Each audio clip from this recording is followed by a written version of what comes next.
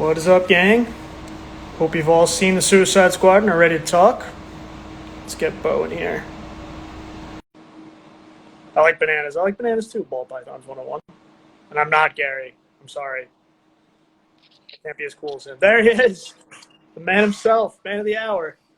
We're back. We're back, folks. Dude, I'm like, Dude, how excited are you? no, not even for today, not even for the movie. Dude, I'm really amped for Wednesday at 9 a.m. Pacific time. Hell yeah, man. Hell yeah.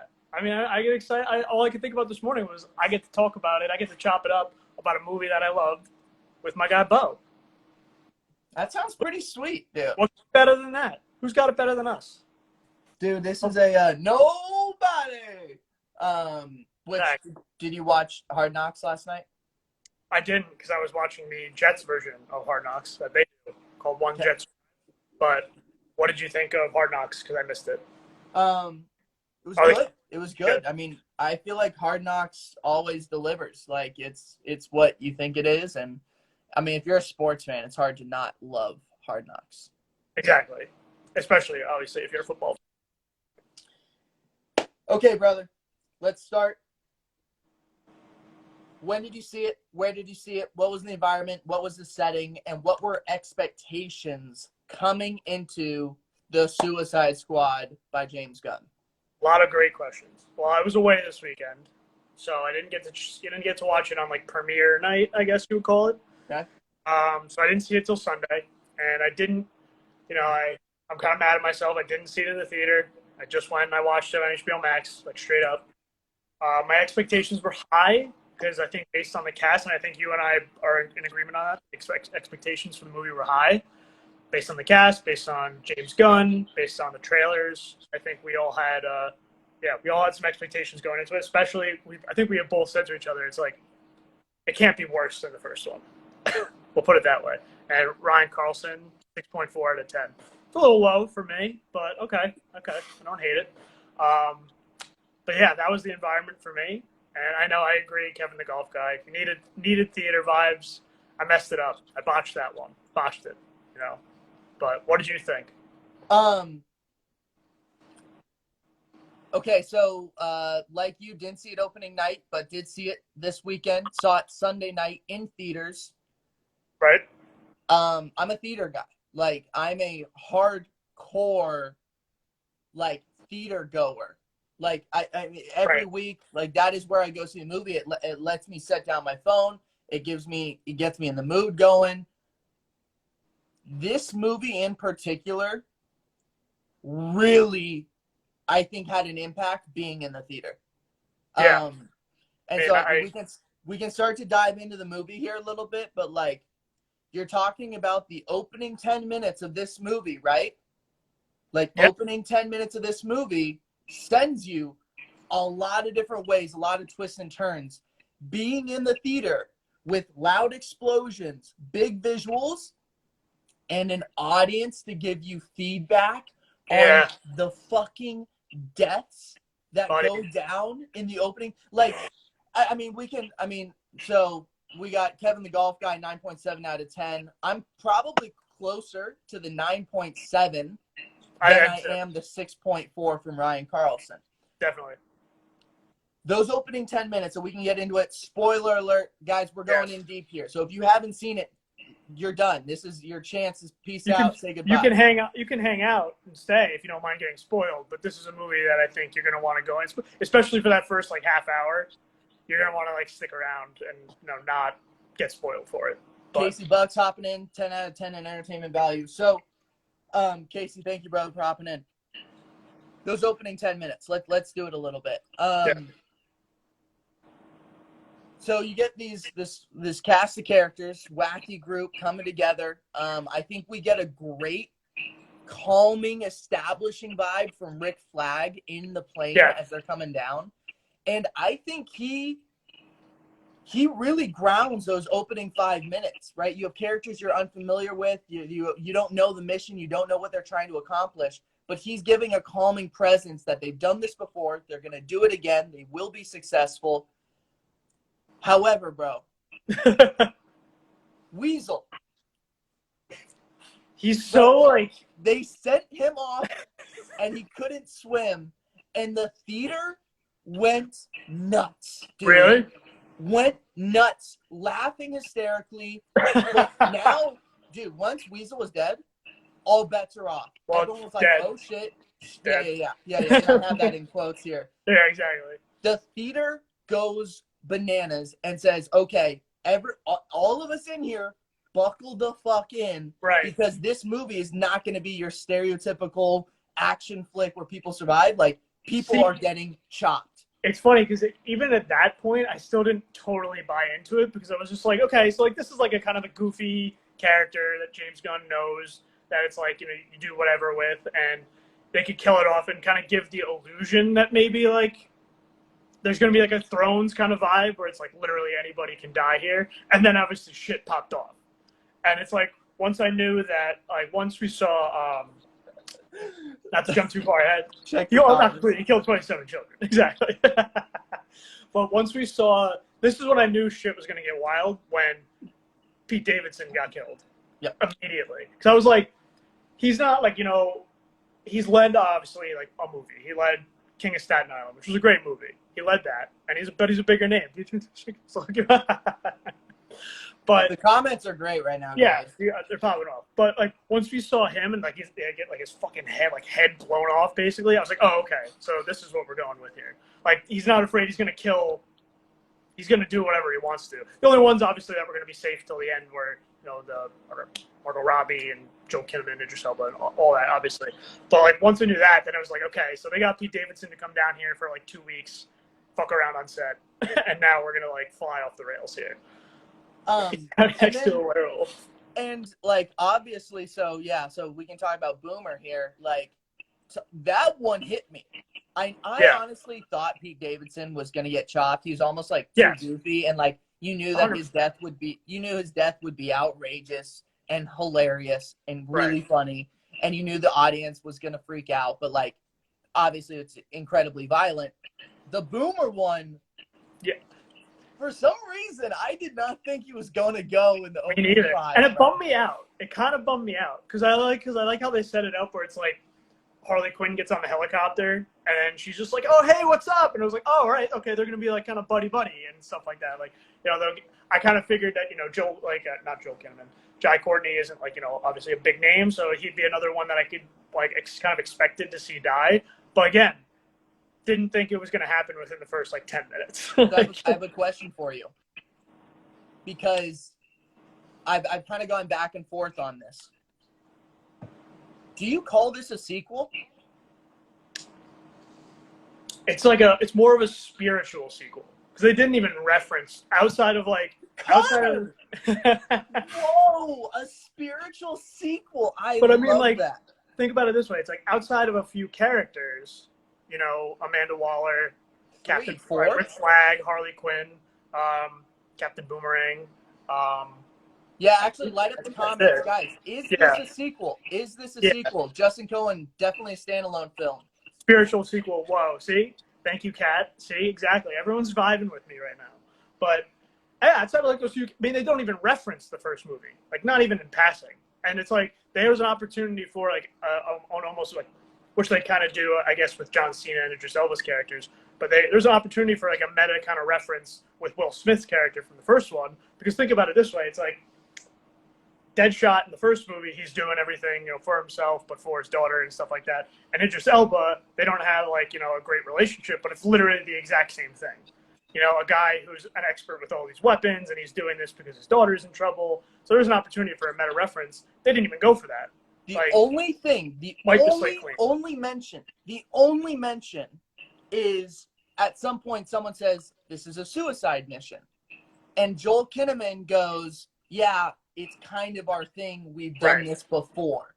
That is literally it. That is the only tie, the only connection to the first film, like at all. And Casey Bucks, who's chilling in the comments here, texted and was like, yo, do I need to see the first? What do I need to know about it to go into the second one? And when I told him, I said, it's not a sequel. And then I was like, okay, maybe it is a little more than I thought. But dude, there's like Not really. no ties, no connections. Yeah. This is a spiritual sequel. Yeah. Outside of like in the big like the opening portions of it where Michael Rooker's character's in the jail cell and Amanda Waller comes in, it's like she's just like, you know the deal. You complete the mission, you get 10 years off your sentence, essentially. So it's like explains away the whole premise behind the Suicide Squad, like description essentially, with a passing sentence. So it's like you really don't need to see anything. So Ryan's mentioning, Harley Quinn, which is obviously the biggest tie to the first film, but they don't mention Birds of Prey, really. They don't mention like her work in the first Suicide Squad film, which is like, oh, I've had you in prison. She doesn't mention Batman at all. She doesn't mention a breakup with the Joker. She doesn't mention Enchantress. Well, outside of like when she's with the I forget his name, but like the new president guy, like when she's talking about past relationships and stuff like that, and like that's when she's obviously talking about the Joker, and it's like when your taste in men is as bad as mine, tend to like overlook the red flags, which like include what was this like slashing your tires, killing your dog, like all this sort of stuff, and it's what does she say after she shoots him in the chest, and it's like killing children is a pretty big red flag for me. So, let's see here. So the only segment that we want to do today is the best 137 seconds of the film. We're not going to do it right now. We're going to do it a little bit later down the line, okay? We'll do it later in the recording here. But that is the only segment that we've said we're going to do. What are the best 137 seconds of this film? Kevin the Golf Guy, do we think James Gunn got any help from Taika Waititi in this? It's a good question. I would lean no. No because we haven't really seen Taika work in the rated R division of action superhero films. Like the work he's done was Thor, and then he did a lot of work on The Mandalorian as well. But both of those are more standard. Dude, this just felt like James Gunn got everything he wanted, and this was just like his lucid, wet dream, honestly. Yeah. This just felt like a James Gunn lucid, wet dream. I get what I want. I'm going to do what I want, and we're going to do it how I want to do it. It was wild. I can't give, and I don't like to do this, I don't like to give executives and like studio heads too much props, but like I give them all the credit in the world for giving James Gunn like $100 million, $200 million, however much this movie cost, and saying, go do what you want with it. Because this is a comic book movie in every sense of the word, and they didn't hold back. There was obviously a lot of cursing. There was a lot of like adult jokes. There was a lot of nudity, which I wasn't actually expecting. Like I wasn't either. When they're going through the camp, and Bloodsport and Peacemaker just killing everyone, and then the dude just pops up. He's got no pants on, and they shoots him. And then there's like the whole sequence at like a strip club and stuff like that. So there was a lot of stuff I really wasn't expecting, and I guess credit to them for being like go for it. So before I like that. It felt like a Tarantino superhero movie at times. Yeah, I totally. Like that's brilliant, Justin. That's really, really good. We're gonna get into Polka Dots Mom. Hold up. We are not doing that yet. I am not ready for Polka Dots Mom yet. To wrap up the opening here, okay? They're on the mission here to open up the first 5-10 minutes, and we get major deaths. It then shows, though, that the other Suicide Squad is coming around on the other side of the beach. Two things, though, that go down. One, the opening DC credit reel, really good. It's really sick. Yeah. Batman throwing the Batarang, Superman, Flash, Green Lantern. That was sick. Mm-hmm. The other thing, for me, this was a movie, and if I was to wrap it up in one word, that lives up to the name. Yes. The name is The Suicide Squad. And when those words came up on the screen, you had your cast of characters, you had your crew, and it genuinely was true to its name. This is a suicide squad. People are going to die. That is the purpose of the mission. Amanda Waller doesn't care. I wanted to point those two things out because it shows the Suicide Squad, and then it plays the song "Die, Yes. Die." And it was like literally, and then they just like they went through the beach and showed like literally all the dead bodies there. And let me ask you this, because they will go through like, and all those people on the beach died, which I get. Would you have liked to see that? Would you like to see them in action though? Like all the characters that got killed. Would you like to see what they could do? So like for me, I saw the detachable kid, or whatever his name Right. is, where it's like Nathan Fillion's character, where he's like detachable arms. He's just slapping soldiers. Yeah, I got to see it. You know, we saw Boomerang's Boomerang, which was sick. Right. The like blow up Boomerang was super badass. Just slices through a guy's head in half. Right.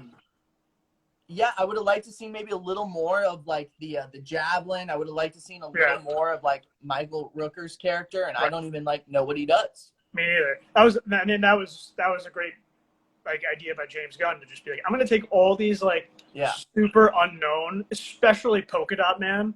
Like like back when that character was like drawn up in the comics, like whenever it was, like I'll just say like the 70s, the 80s, but those comic book artists were probably just like high on like acid and just be like, let's do something really crazy. Like let's give this villain polka dots and see like what we can do with it. And James Gunn is like, I want that guy in my movie. I have a question. Hold on, let me write this down because I have a question that I want to ask you later about Polka Dot Man. So if I forget, make sure I remind me to ask you the question. Got it. Man. Okay. So as we get into the movie, we can talk a little bit about the Bloodsport Deadshot thing, I think, a little bit here, right? Obviously, some similarities, some differences. And I think, in my opinion, Idris did a really good job of separating himself. Yes, absolutely. I think this is an easy gig to fall down the normal hole of like, oh, my daughter, this is for her. Bro, he hates his daughter. Yeah, that was one of the best scenes. So good. Like, and literally she shows up and you're kind of expecting it to be like similar to that, where Sweet, it's just like, and like, oh, I it's like, like, oh, like, what are you doing I love here? You. And they both literally go off on each other and just saying "fuck you" over and over and over. It's like, you stole a watch. It's like that was great. And then no, he wasn't mad. She stole. He wasn't mad. She got mad that she got caught. He was mad that she got caught. Amazing, so good, so good. So yeah, Bloodsport was really good in terms of like separating himself, I think, from the Deadshot role and the Deadshot vibes, and those are two different characters. And that was something I was a little nervous about coming in, and I think if you watch the two films, there's a really clear difference. Right. I think now we can get into Peacemaker a little bit. Holy shit, dude! I have just Ryan. I have seen it twice. I watched it once on Sunday night, and then I watched it again last night to take notes. So. Yep, I did in theater Sunday night, and I watched the first half of it yesterday, and then I watched maybe another 10-15 minutes last night. I couldn't quite get through it a second time. Yeah. Cena was perfectly cast. Yeah. Couldn't have been better, dude. I'm a WWE fan, right? Growing up pretty hardcore wrestling fan, and Cena. The thing with Cena was like he did the same thing over and over, right? In the wrestling world, he did the same thing over and over. That's his biggest criticism, is that he never really changed his role. He never changed his identity. Whereas The Rock, like when he was in the WWE, had multiple characters, multiple versions of himself. John Cena was always John Cena. And I always was trying to figure out, like, man, how are they going to do this? This was 2003, 2009 Cena. Yes, rap battling fans in the front row. This was genius, dude. And I want to applaud two people for this. Three people. So James Gunn's vision of, John Cena could pull this off. Right. I want to credit John Cena for willing to take a leap of faith, take a step out on the ledge, do something really different. John Cena's agent has a set of balls on him that needs to be recognized, dude. I mean, I haven't watched wrestling since I was a kid, but I think right around when he was starting to become big, So like around like Elton saying like around like I guess like 03, 04 was kind of like where I kind of cut off. So my impression of him as a wrestler has always been like the ultimate like kind of good guy, where it's like all the crowd kind of like loves him. So the fact that he embraced this kind of role where he's like just a gigantic piece of shit, and what did like the description I saw someone say is like, what if Captain America was an asshole? And like that's what Peacemaker is. And it's like, yeah, it's just some of the best lines. It's like, I cherish peace with all my heart. I don't care how many men, women, and children I need to kill to get it. Like, he has like amazing lines like that. Well, and like, so, and we don't need to get too philosophical or anything here, but like, you know, the movie villain is Starfish. The actual villain of the film is the American government. Yeah, absolutely. And James Gunn, like, I feel like because I mean, he really like tried to drill it down, like when they kill Starro at the end, and Starro is just like, I was happy just drifting and looking at the stars, and then he's like falling down after he's getting eaten alive by like these like rats from the inside, and it's like, holy shit, this like giant starfish that was like creating this almost like zombie army, I all of a sudden feel bad for, and you remember why it's here in the first place. So Kevin the golf guy says, you know, this role definitely has an opportunity to be corny. It could come out bad. It could come out really sloppy. And there's a scenario where I think this really impacts John Cena's career negatively. There's a scenario where this happens. But, you know, you trust the artist, James Gunn, and then you trust yourself to execute the role. Right. John Cena fucking crushes it. Kevin the golf guy says, you know, I'd see a Peacemaker origin story. We're getting it. Yeah. Is it an origin story or is it like a sequel to this? That we don't know. I would imagine it's a sequel that does flashbacks to beforehand. And I think I looked it up. James Gunn wrote it. Did he? That's good. Because I mean, this is one of the things he wanted for. Yeah. This is one of the things. So really, and like at the end of the day, like Peacemaker is America. Right. I love peace, right? I will do whatever it takes to have it. I will go into Vietnam and I will do whatever it takes to have peace in Vietnam when, like, you know, you're burning down villages, you're taking over families. Like, Peacemaker is the embodiment of the United States Army and military. Yeah, and their foreign policy and how quickly it flipped Rick Flag. By the way, pouring out for my boy, you know, Colonel Rick Flag.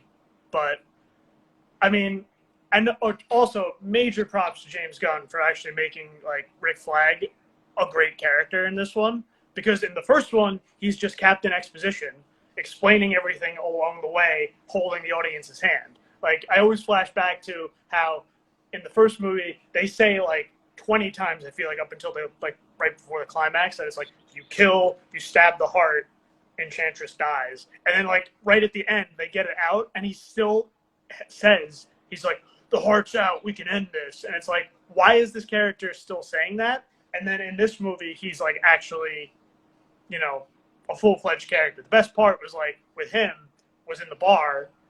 Also, like, at the bar and, like, when they're in the bus and stuff like that, driving to the bar, which I'm guessing the bus scene was this movie's like, exposition, kind of like the bar scene from the first movie where you're kind of explaining everyone's backstory and stuff, which was like, it's amazing how much simpler and how much better that scene was, even though you're really getting the backstory of two characters. So that scene, and really I think a lot of this movie is grounded and given heart by Ratcatcher. Absolutely. So 100%. Ratcatcher in this film, Milton. Yes, Milton. Oh, dude, he was with us the whole time. I forgot about Milton until this very moment. Bro. Also, an amazing joke at the end too, with Harley Quinn. It's like, I'll be your friend, Milton. Not my name. Not my name. Get back to the bus scene. This movie is given heart. The heart of this movie is Ratcatcher. She ties together the team. She gives you warmth. She explains the characters. She brings people together. That scene on the bus, you know, Idris Elba is talking his shit saying, you know, I grew up here. This was my situation. He goes, but I'm going to make sure all of you guys don't die. And she goes, no, I'm going to make sure you don't die. And lo and behold, she does just that. And what do you know? Yeah. Honestly, coming in, I had really low expectations for Ratcatcher. I I was thought like, she was just going to be, yeah. I honestly, stupid. yeah, thought she was just going to be kind of like a gimmick sort of thing. I Maybe didn't ended expect, up being the most important character on the Suicide Squad. I mean, it's because of her and the rats that they were able to defeat Starro. They were gonna get killed, you know, by yeah, they were just gonna get killed, and then she has all the rats show up and kill Starro and everything, and yeah, she ends up being the most important person, throwing 3 million rats at a giant starfish. We got some really good action scenes. Peacemaker, Bloodsport doing their thing, Colonel Rick Flag doing his thing. And those scenes were awesome. Like, those Right. are scenes that, like, even the first movie, which we gave credit to the first Suicide Squad for the first half being pretty fun. Yeah. That was one thing we kind of gave it credit for. Like, it moves well in the first half. There's some good action, whatever. Nothing like the action in this thing. I mean, you've got blood and heads getting chopped off. And maybe one of my favorite lines that, like, I think John Cena is the only person who could pull off this line, but he goes like this. Bloodsport goes, you know, non-lethal, you lose. He goes, exploding bullets. And then he's like, no one likes to show off, except for when it's super fucking dope what they're showing off. And Idris Elba's just like, fuck, he's right. Dude, it's so good. It was hilarious. Their relationship was like that, and then all up until like their, like, I guess, or what you call it, duel at the end, when they fight over over files. Ratcatcher. Yeah. The files. The files, yes.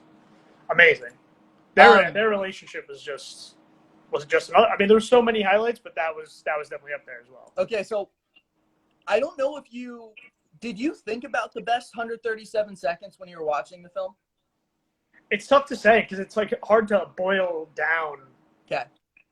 Like, you know, a little over 2 hour movie. Yep. Into 137 seconds. For me, it was abundantly clear. Yeah. The best 137 seconds of this film. Margot Robbie is chained up and being interrogated. Yeah. She's getting tortured, I kind of thought this was going to be it. And she escapes.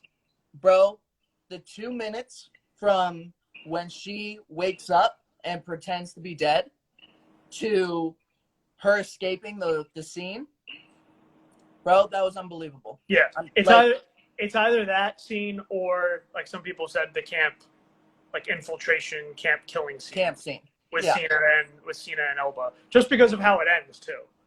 Like, because they kill all these guys, and it's like then at the end they're like, oh shit.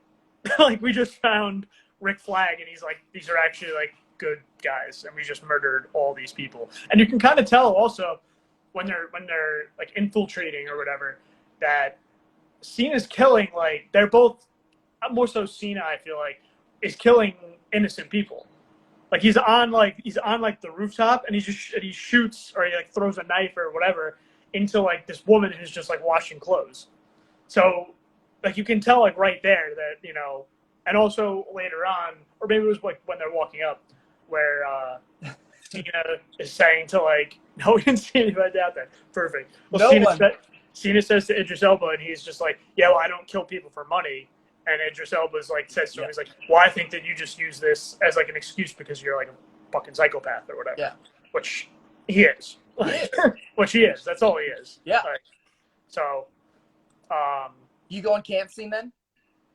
Yeah, I'm going camp scene. But that Harley Quinn escape scene, very much right there as well. Which also, the way it was shot and the way just like the whole vibe of it gave me just such immense Yondu, Rocket Raccoon, and Groot escaping from the ship vibes. Hard. Like, it was right there. Like, you know, her just grabbing like every single weapon and just being like, okay, so this is exactly how it's gonna play out again. This is just James Gunn to a T. And it was so good. And like, I'm glad you just sent me down the right path. Someone's commenting, weed bro. They want me to roll up because I often do that on Instagram Live. It is 9:33 a.m. So you're going to have to give me a few more hours before I get there. Also, my weed's in my car. Otherwise, I would. Justice League, which lives in the DC universe type beat. I'm talking about the new one. What makes Zack Snyder such a cool director is that his films are moving comic books. Like, the shots you see, like, in the film are comic book shots. It's Batman standing next to the light at the top of Gotham. Right. It's Superman standing above everyone else. Like, the shots are built like a comic book. James Gunn did similar stuff in this. And it's even more obvious and clear in the Margot Robbie escape scene, where it's colorful. There's these slow motion shots. Margot Robbie has different weapons. That is a moving comic book, much more so than a movie itself. Right, absolutely. And also credit to Gunn.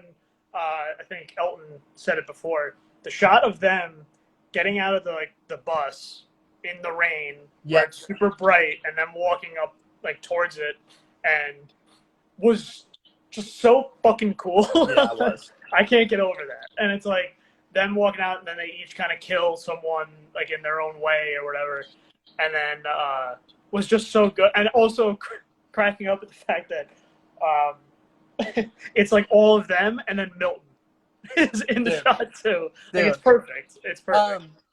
Before we lose track here, I think we got 2 more characters we need to go through, and then we can wrap up the movie itself.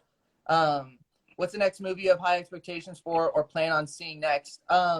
What is on schedule for next week? I think we're doing Wind River. Next week is Wind River? I think so. Check the old sketch. I believe you. If it is Wind River, I believe you. Yeah, Wind River recap, 4-year anniversary. Wow. Okay, that's exciting. But we're going to do What If soon, which is the new Marvel comic book TV show. And then we got James Bond is first week of October. And so I would say that's my next big one for me is James Bond, first week of October. Mm-hmm. 2 characters we need to do, and then we'll do the recap of the movie here, just so we're staying on track. King Shark. Yep, there it is. Let's talk King Shark here. Love him. Honestly, the first 2 lines that he says, I was like, oh, this is going to be kind of stupid. Like, he's literally so dumb that I won't be able to do this. Dude, by like line 5, I was all in. So bought in. Fucking bought in. It was just like, I agree. I mean, like, they walk into the cell and he's like holding the book upside down and he's like, just like, book, like, read, whatever. Yeah. Yeah, no, I agree. And then once they kind of get to like the beach and they get to like the island and stuff like that, and when they're at the campfire, they all wake up and he's got her at catcher, he's about to eat her. Like, that cracked me up. And he's Groot with more words, but he's also like, dude, he is a powerful character in this movie. Yeah. Dude, I mean, he's borderline invincible. Yeah. Oh my God. I mean, the only time that he was like they showed like any damage was when his new stupid friends, those fish things, whatever they were, are like attacking him and like ripping him to shreds. Which, by the way, when they were like all over him and they're in the, I was like, oh my God, are they really gonna kill King Shark? Like, come on, man! Like, they're gonna. This is how he's gonna go out. Like, please don't do this. Like, I was just really warming up to the guy. My favorite King Shark moment though. Sharkboat Jackson. I was gonna say exactly. Yes. Panicked. So, but right before that, right? Like, King Shark gets, I think, thrown out the building, lands at the bottom, and is surrounded by the military, and they're lighting him up with fucking machine guns. Right. And those bullets were just bouncing off of him. And he gets up and goes on a rampage, bro. Yeah. I was like, oh, this is why people love King Shark right here. Yeah. And I also saw someone say, it's like, wow, all those bullets are bouncing right off of him. You know, I wonder how they actually got that bomb injected through his skin if his skin is that tough. And I was like, you know what? You're probably right. I don't really care because this scene's awesome. I loved it. Absolutely loved it. It was so good. King Shark was fucking awesome. And, like, there's no reason we can't see more of him. King Shark forever, man. In the future. Yeah. I mean, I said it, I said it last week, but Ron Funches is King Shark in the Harley Quinn animated show. He's like the polar opposite of this. Yes. He's like, you know, he's like a smart, like computer hacker, social media, like manager kind of guy. So, but he's exactly the same way. Where it's like at the drop of a hat, he can fly off and become this like ultra violent like character. But he's also incredibly lovable. So basically, whether he's voiced by Ron Funches or Sly Stallone, King Shark forever. So I mean, honestly, he's the fan favorite of this movie, at least for like my experience walking away from the theater. He got the most laughs. He got the most roars. Yeah. He got the most concern that he might have died. Like, he was the fan favorite of this film, and incredibly powerful. If they were to not bring him back, I think it would be a huge mistake. Definitely. Well, however they plan on, whatever they plan on doing with this particular cast of characters, you know, because who knows? DC is so up in the air as far as what they're doing. Future. It's not like Marvel where we like literally know. He's still there. Oh, he's there. Oh, Yoda's still there. Yeah, like we have no idea what their plan is really. I mean, there's like plans. There's like, you know, Aquaman, Black Adam, Shazam. So like, there's a few like kind of movies that we kind of know about. But as far as like this cast, like, and we talked about like Margot Robbie being down to play Harley Quinn for however long. Same with like Idris Elba as Bloodsport. You know, we have no idea what he wants to do. By the way, before we get into the last character that I know you want to talk about, I couldn't get enough of Bloodsport's like suit and how he like just pulled something off and turned it into like different things. It was like the Iron Man like nanotech armor, where it's like he would just pull something off and like turn it into like, you know, a different gun or a different like. It was amazing. It was so good. So good. Like, I couldn't get enough of that. And then like at the end when he's getting attacked by like all like the Starro zombie things and he's like trying to reach for something and he's got nothing left. Like, so good. Okay. Last character that we got to go down. And then I have two questions one related to the character. I just want to write these down before I forget. Okay. Polka Dot Man. Let's do it. Big rip. Obviously fucking hilarious. Is there another actor who could have pulled off Polka Dot Man? Ooh. It's a good question. I don't know, because he was so good at like doing kind of like both sides of it, where it was like you know, he was extremely like, you know, serious and like disturbed and like I guess suicidal, you know, to the point where it's like, you know, he literally didn't care whether he lived or died until he wanted to die. He said, he's like, I hope so. Yeah, literally until maybe like right at the end when he died. Like maybe he wanted to live at that point. But like, I don't know. That's a good question. I definitely have to think about that. Because I was like, dude, I'm watching this movie and I just do not know if someone else could have played this character. Yeah. The kid that played Lex Luthor would have been Jesse Eisenberg. Jesse Eisenberg. Jesse Eisenberg. He could have done it for sure. It's got to be darker though. It's got to be like a darker, more gothic, like emo type feel. Young Denzel. Okay, so the thing with Polka Dot Man is like, one, you're unsure about the powers, how that kind of happens. You're like, how are they going to make this realistic or doable or like not corny? Instead, they just embrace the corniness. They were kind of meta about it, and he's like, I'm sorry, it's so flamboyant. I'm sorry, it's so colorful and weird. Right. And then the mom. I couldn't get enough of that. Pokemon. I couldn't get enough of that fucking gag. Oh, Like, Sarah kind of pulled that oh, off. Oh shit. yes, Kevin the yes, golf guy from the top rope. yes, absolute. Wow, Michael Cera. Yeah, he would have been Oh good. shit. That Let's would have been go. a good one. That's another casting, second week in a row that the thought of a casting has officially blown my mind. First it was Henry Golding as Bond. Now Michael Cera as Polka Dot Man. That would have worked. That would have worked a lot. But No question. that gag as just that gag of him seeing just like everyone as his mom, and then Bloodsport at the end, it's like, it's your mom, and then he looks up and it's like, like I couldn't get enough. So what? It starts with the first time we see her is in the dance nightclub scene, right? No, it was before that when they're in the camp. Oh, And, yep. and he explained his backstory, and then he Yep. looks up, and every single character All our moms. is the mom. Second time we see it is in the club scene. He's dancing with his mom. We see it one more time, and I can't think of it. But then at the last time we get it is, it's your mom, and everyone in the theater gives the collective like, like gasp of air, like, and you're about to see a giant version of the mom. Right. We were dying laughing. Yeah. Like, and then enjoying the shit out of it. Thought it was hilarious.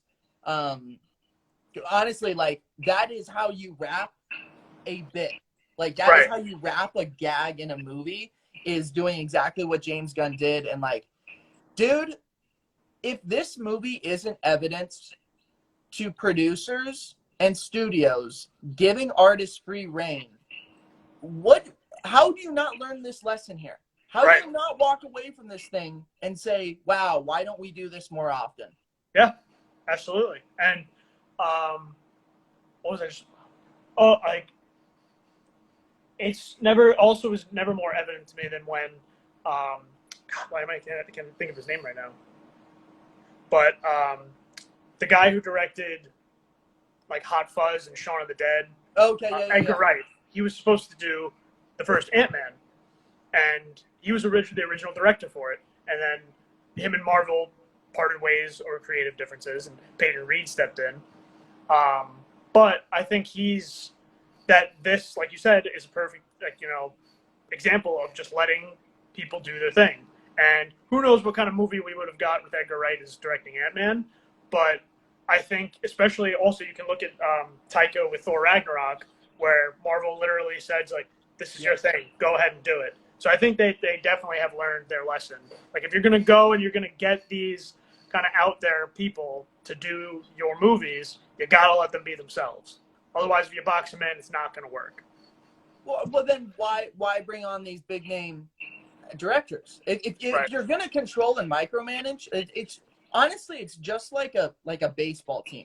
Like, if the GM is going to be the one that makes the decisions, then just hire a fucking yes man as your manager that's just going to do whatever you say.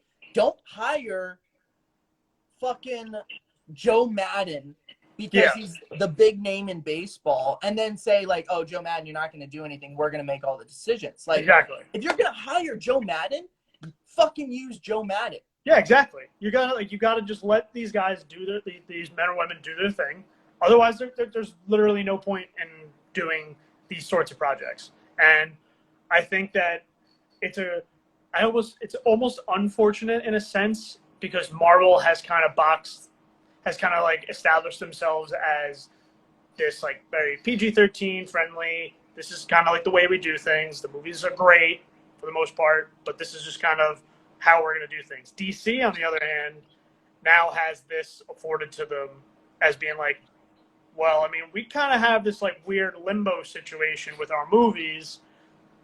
Like, we have like Joker with Joaquin Phoenix. We have The Batman with Robert Pattinson. And it's like, we can really do whatever the hell we want. And this is definitely perfect evidence of DC, one of the very, very few instances of this being the case, having an advantage over Marvel in that sense. So I think we can spend 2 minutes here. So comment here from, I don't know how to say it, AA Rad Haya.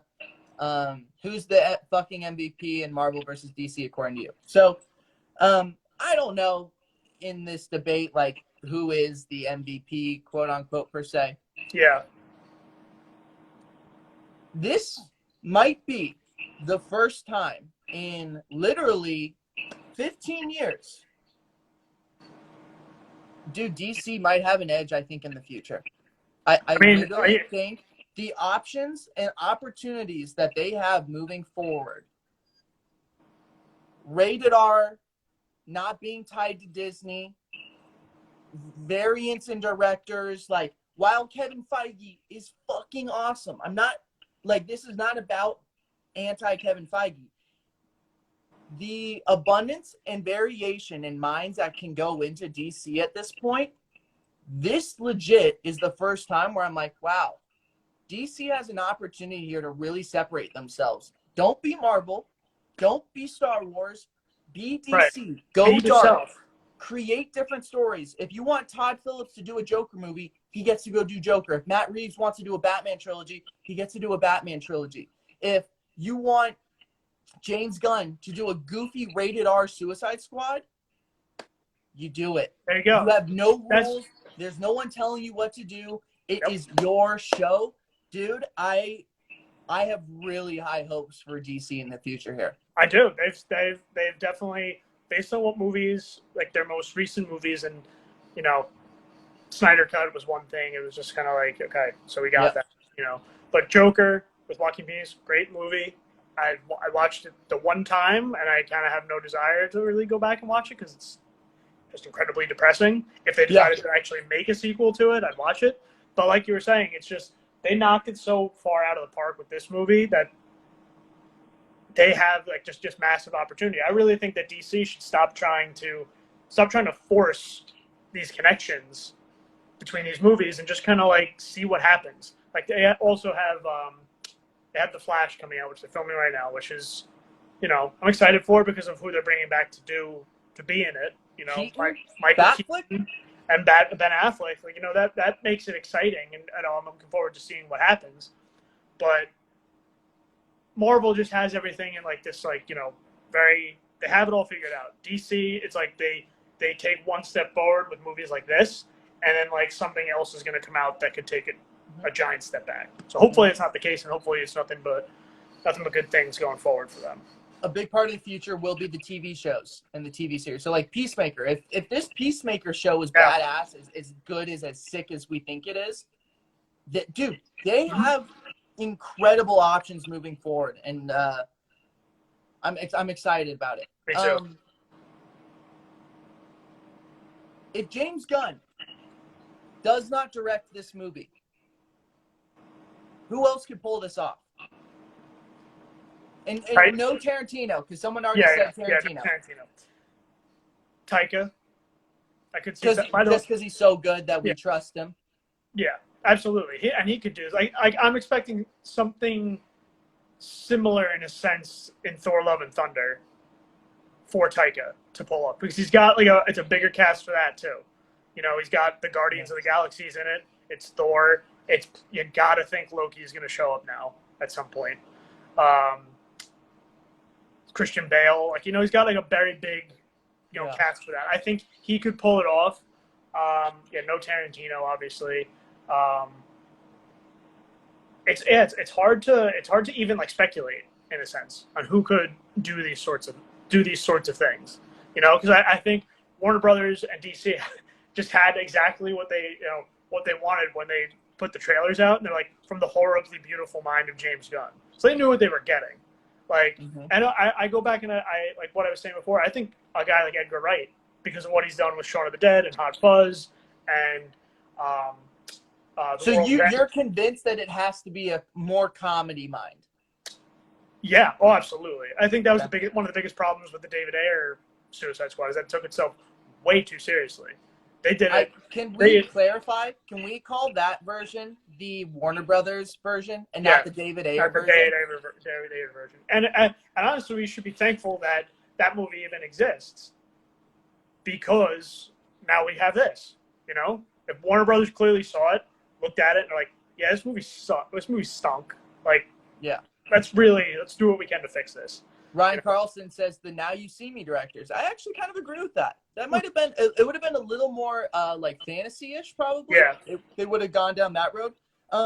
The only other person, and it would have been less funny, but more violent, edgy death scenes. So Ben Affleck is brought on in like 2010 to play the Batman, right? And you get him in Batman vs. Superman. You get him in the OG Suicide Squad, Warner Brothers version. And then you were supposed to get a Batman solo film directed by Ben Affleck. Right. With what Ben Affleck did with The Town,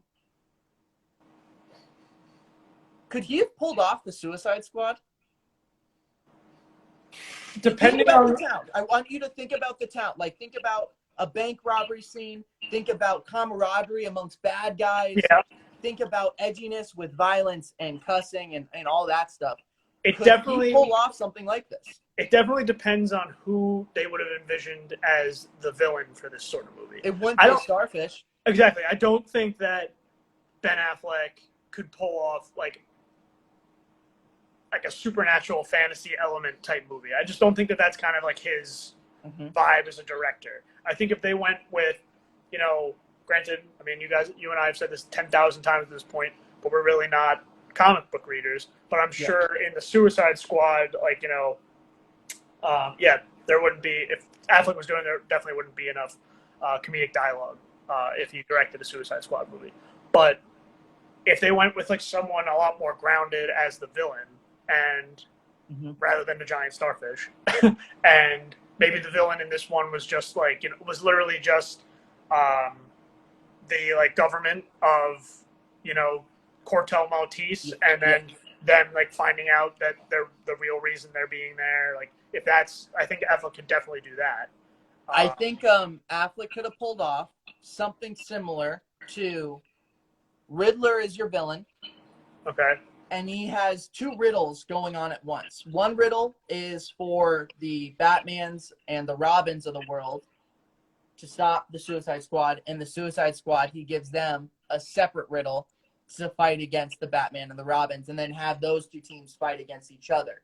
Yeah, okay. I could kind of see him pulling off something like that. Again, it would just be a lot less funny, but I also thought there were moments in The Town that were kind of funny, honestly, at times. Yeah. Too. Oh yeah, no, he has like moments like that where he's certainly capable of humor, and in terms of his writing, and well, definitely because of his writing, because there's plenty of funny parts in like Good Will Hunting, say. Yeah.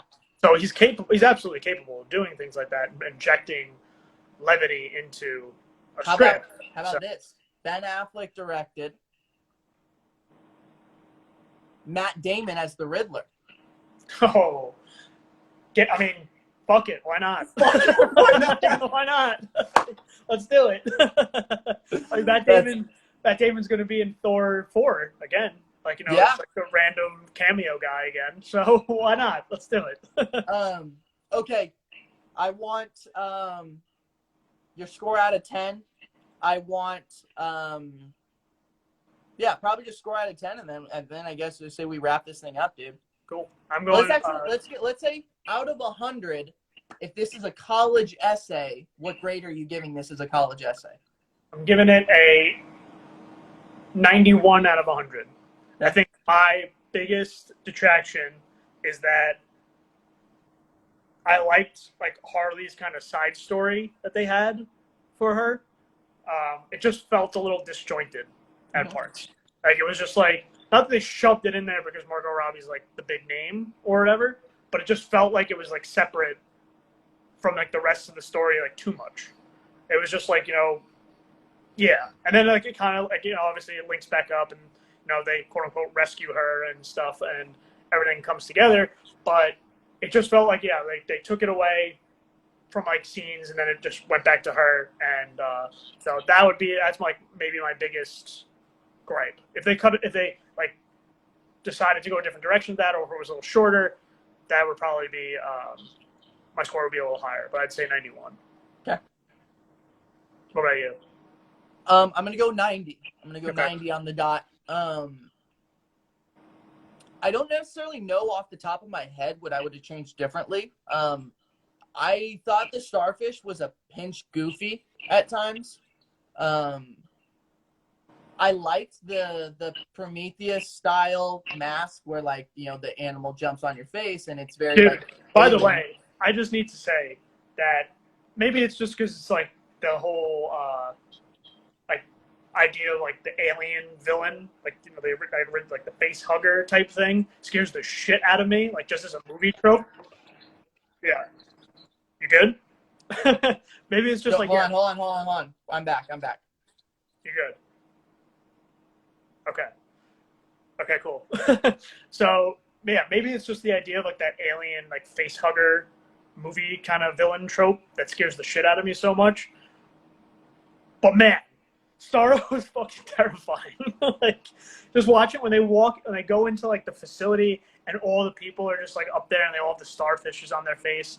Like and you hear them all like talking and it's like he's been like having his way with me for 30 years. And it's like at first when he said that, I thought that because it was a woman saying that, I thought they were just like I thought it was implying that the thinker was like this like Yeah. kidnapper rapist kind of guy. But then it keeps going on and it's like oh wait no this is Starro talking to everyone and it's just like the idea of that and then they go over and they see like the lab and the one guy's like strapped down and like the strapped down he's got like his face like ripped off and it's the shape of a star. It scared the hell out of me.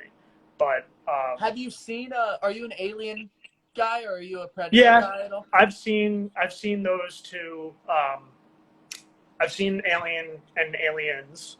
Okay. Like one or two times. I'm just not a horror guy. So that concept of the mask coming on you, taking over your body, the purpose of it is to scare men. It is a way, and this is from, I believe it's Ridley Scott. Mm-hmm. It was a way to make men feel the concept of sexual assault. Yeah. Oh my God. I mean, you just need to watch the like Alien and like look what happens. You get sexually assaulted and then bam. Boom. And then it impregnates you and then the alien comes out of your stomach. Done. And this one they do it well. I think Rick and Morty's done an episode of this where like, the masks are on you and it takes control of your body. So not necessarily new concept per se. But the starfish itself for me was just a little meh.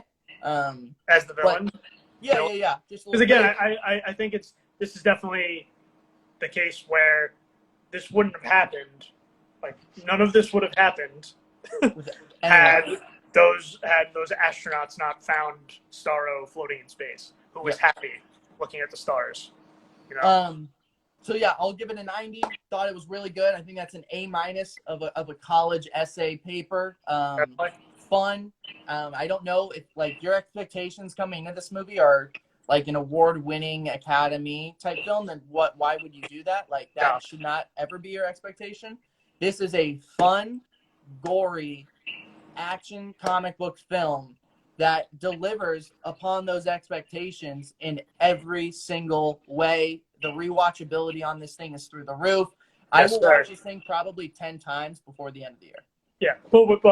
Well, get your watches in now because it comes off HBO Max in September. So really? Well, they're doing these releases like the same day releases. They're only staying on HBO Max for like the first month, and they pull them off, and then it'll go back on later. So Marvel against DC. I mean, right now you got to give it to Marvel. It's just in terms of who's done it better. In terms of the movies. No. Hold on. This is like a sexual preference. It's non-binary. Okay, you're thinking way we got love one for way everyone. or the other. We got love for everyone. Comic book love is a spectrum. Okay, exactly. It's a spectrum. It's where you fall on the spectrum. There you go. Brilliant take, Bo, as always. Thank you. I appreciate it. No, in all honesty, I fall in the middle of that spectrum more than most people do. I do tend. I'm a DC guy. I enjoy the characters a lot. So on that spectrum, I do fall to one side a little bit more than most people. Connor, that was an hour and 2 minutes. That was so much fucking fun. I could talk about this movie for hours. But holy shit! Let's get some clips out. Yes. Guys, thank you for tuning in. I know the only 7 right now, but for a while there, we had like 20 to 25 for a good majority of this thing. I know this is a long live session, so appreciate everyone supplying some comments, supplying some thoughts and questions. You guys are great. Next week, Wind River. One of the most Culture underrated shit. movies of the decade. Let's Dude. go. I'm so pumped. We're flipping the script on these lives because the Yes. tone of that one is a lot different than the ones we've been doing. But we have two people from comic book movies, so we're still kind of keeping the trope going. Yes, we are. We still got Jeremy Renner, and we still got Elizabeth Olsen, so we're going along. So beautiful, beautiful, beautiful. Brandon Steers, Kevin the Golf Guy, gentlemen, we appreciate you. Thanks Rock for and coming roll. by. We will be back next week, same time, Yes, same sir. place, different movie. Catch watches in. Bravo. Later, everyone. Peace, everyone.